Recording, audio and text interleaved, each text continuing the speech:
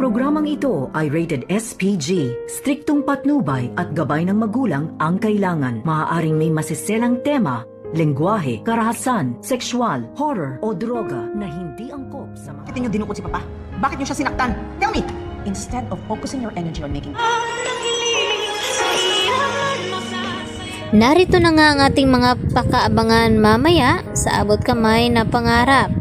Unti-unti na ngang lumalabas ang mga akusasyon dito ni Giselle dito kay Moira dahil sa gustong mangyari ni Giselle na gustong pakuhanan ng fingerprint itong si Moira at ganun din itong si Zoe. At dahil dito, magtutugma ang mga fingerprint dito ni Moira at ni Zoe dito sa mga ebidensya na nakuha ng mga kapulisan. Dahil dito, diretsahan na tinanong ni Giselle itong si Moira na kung bakit nga raw pinadukot nila ang kanyang papa. Ano ba daw ang motibo nito? At dito naman na sumagot itong si Moira kay Giselle na imbis na mag-aakusa daw ito kay Moira, dapat nasa tabi daw itong si Giselle sa kanyang ama. Baka hindi na niya maabutan pang buhay itong si Don Pepe at critical nga ang kalagayan ngayon dahil sa cardiac arrest nito. At maya-maya naman ay nagulat nga itong si Giselle nang biglang tawagan siya dito ni Lynette at ibalita tungkol dito kay Don Pepe na nag-cardiac arrest nga daw ito at ni-revive ngayon nila Annalyn Santos at dito naman ni Carlos Benitez.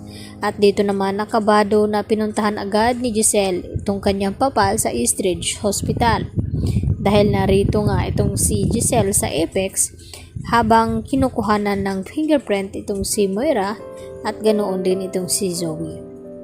Samantala, tudo naman ang mga panalangin dito ni Zoe na sana raw ay wag nang mabuhay pa itong si Don Pepe dahil kapag mabuhay daw ito, tiyak na makapagsalita nga raw ito kung sino ang tumulak sa kanya at kung sino ang nagpakidnap sa kanya. At dagdag pa dito ni Lynette habang nag-uusap sila dito ni Chang Susan at Diyosa na sana nga raw makarecover na nga itong si Don Pepe nang sa ganon ay malaman na nila kung sino talaga ang nagpadukot nito at nang sa ganon ay maparusahan. At sumang-ayon naman itong sina Chang Susan at itong si Diyosa. At dito naman napalihim na nakikinig itong si Carlos Benitez.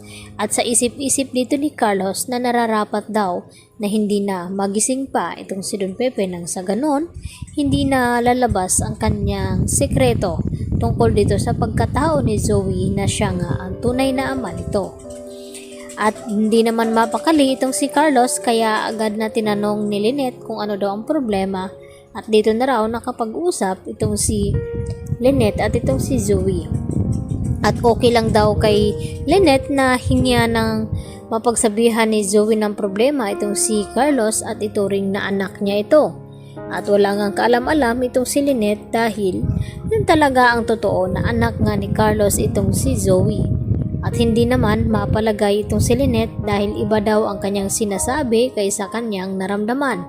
Yan naman ang sinasabi niya dito kina Diyosa at Chang Susan habang dumadalaw nga itong si Chang Susan at Diyosa sa bahay nila ni Lynette dahil hindi nga daw ito mapakali. Simula nang nilooban sila ay hindi na daw makakatulog itong si Lynette dito nga sa bahay at subukan daw ni Lynette na magpaalam kay Carlos na samahan mo na siya dito nila Chang Susan at Diyosa kapag gabi.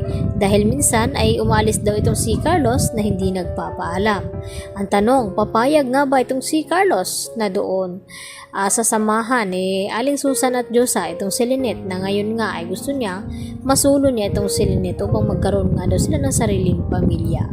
At ang abangan natin dito kung talagang masasawi na nga ba itong si Don Pepe at hindi naman hahayaan ni Annalyn na basta na lamang mawawala ang kanyang lolo na hindi niya nalalaman kung ano talaga ang tunay na nangyari nito. Yan ang ating abangan mamaya sa abot kamay na pangarap.